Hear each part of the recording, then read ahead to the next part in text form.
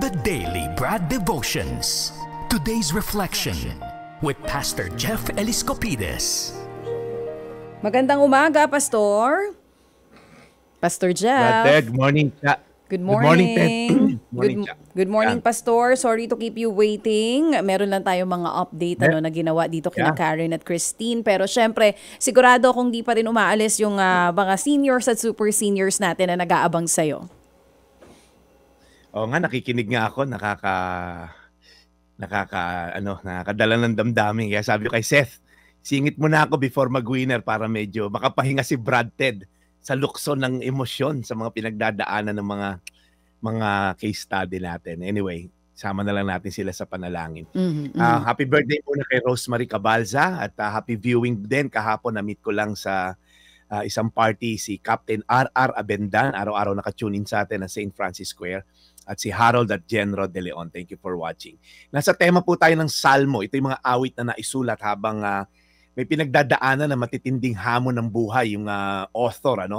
At ngayong araw po na to, isang salmo ng isang tao na napapaligiran ng mga mayayamang mapang-api. Medyo makaka-relate siguro iba sa atin dito. Makapangyarihang mapang-abuso. Okay, na pera lang ang mga Diyos ng mga taong kaaway niya. May kilala ba kayong ganon?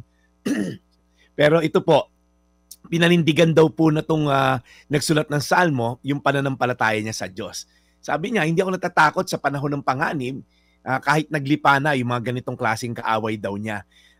Inilitaan niya isa-isa ron, mga taong nagyayabang, mga hambog, ang yayaman, nananalig sa pera, walang pananalig sa Diyos. And then sabi niya, hindi nila afford, sabi, na ang sarili nila ay matubos sa pending death. Ang sinasabi lang nitong psalmist, lahat tayo mamamatay. At kung akala ng mga mayayaman makapangyarihan na to na kaya nilang bayaran o tubusin sa kamay ng Diyos ang kanilang mga kasalanan at ang kanilang buhay, hindi maaari, sabi. Hindi mabibili ng pera, okay, ang buhay na walang hanggan. Kapag daw tayo namatay, sabi sa Bible, we're gonna die and we're destined to die once and we're gonna face judgment. Ang sabi po na nagsusulat yung psalmist, sa sementeryo lang masasadlak ang mga taong ito kahit ang dami nilang lupain na nakapangalan sa kanila, sa sementeryo lang ang kanilang bagsak. At nakasulat din doon, maging sikat man ng tao, hindi may iwasan katulad din ng isang hayop, tiyak silang mamamatay. Okay? Kaya kinontra naman niya, sabi niya, ang taong matuwid, magwawagi kapag sumapit ang umaga. Kumpara doon sa mga kaaway niya, na ang bangkay ay bulok na. Siya daw po, sabi niya, dahil may relasyon siya sa Diyos, sumusunod siya sa Diyos, anak siya ng Diyos, ililigtas daw siya. Hindi hahayaang habang buhay na nasa kadiliman, pag siya'y namatay, pagbuka ng kanyang mata, ay buhay na walang hanggan ang naghihintay. At yan po yung katotohanan. Kaya nga tayo may Paskong sineselebrate, ang kapanganakan po ni Jesus, ang nagbigay liwanag. Sabi sa Book of Matthew, a light has dawned. Meron daw pong kadiliman sa kamunduhan, yung kapanganakan ni Jesus nung araw nga na sineselebrate nating Pasko, ay nagliwanag daw po ang mundo. Nagkaroon ng pag-asa. Okay? Ang tao daw pong nagbibigay ng tiwala sa kanya, umaasa sa kanya, mamatay man siyang minsan, pero hindi siya mamamatay pang muli. Dahil tinubos na tayo ni Kristo sa krus ng Kalbaryo. Ito po yung verse natin ngayon sa mga tao na ginodiyos ang pera. Sa Salmo 49, versikulo 20, ang taong mayaman na hindi nakakaunawa ng katotohanan ay mamamatay katulad ng mga hayop. Medyo malalim po to, no? But before we pray, ibig sabihin lang po na tong verse na to, hindi po masamang yumaman.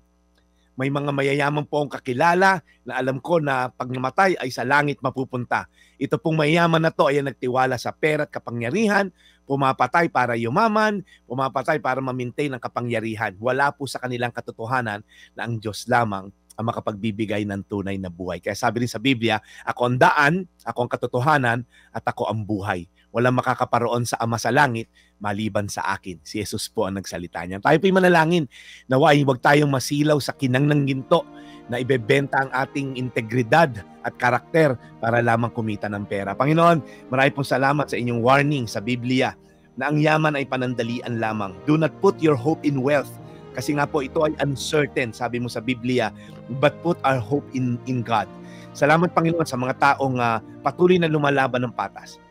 Sa kabila ng mga temptasyon, mag-corrupt, mag-under the table, mandaya sa tax, sila'y lumalaban ng patas. Panginoon, patawarin niyo po mga taong gumagawa ng kasamaan ngayon dahil alam ko na bibigyan mo sila ng pagkakataon magbago. Nilift up din namin, Lord, ang aming mga kasama na nanalo sa aming contest. Na Christine, Lord God, at ang isa pa naming kasama. Lord, ikaw po ang may hawak ng kanilang buhay.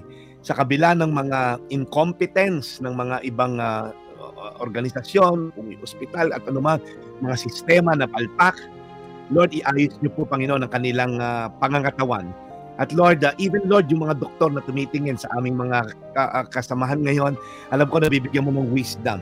At kung kailangan magpa-check up, kumuha ng second opinion, ikaw magbibigay, Lord God, kay Christine ng wisdom kung ano ang dapat gawin. So Lord, ingatan niyo po sila. Alam ko, one day, i-interview ulit sila ni Brad Ted na maayos na ang pangangatawan. We're looking forward to that day because you're a God who wills. In Jesus' name, amen. Amen. Lord, salamat po muli sa magandang balita at leksyon hatid ng The Daily Brad. Salamat, Panginoon, sa sakripisyo po ni Brad Jeff sa aming programa at salamat po sa pagpapakalat ng iyong mga salita. In Jesus' name we pray. Amen. Amen. Amen. Okay, Brad, salamat na marami ulit and bukas Webes na. Bilis talaga ng panahon, no? At kahit na anong mangyari, tuloy pa rin daw po ang Pasko. At sana nga ngayong Pasko, Brad, ay itong problema ni Karen at saka ni Christine ay magkaroon na po ng magandang solusyon. Amen. Amen. Salamat, Brad, sa iyong sakripisyo sa ating programa at paghihintay at haba ng pasensya.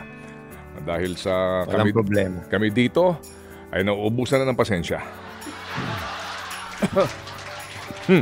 Alam mo, Brad Ted, isipin mo na lang kung wala yung programa natin, paano mapapakinggan yung mga taong ganyan. Hindi man natin masolusyonan ang problema ng bansa, pero may isang Karen, may Christine, na malaking impact din po ang nagiging epekto pag natulungan natin yan. Salamat sa mga taong tumutulong, Brad Ted. Tsaka ano kasi, Brad, itong mga kaso nitong si Karen, pangmulat sa ating lahat, no?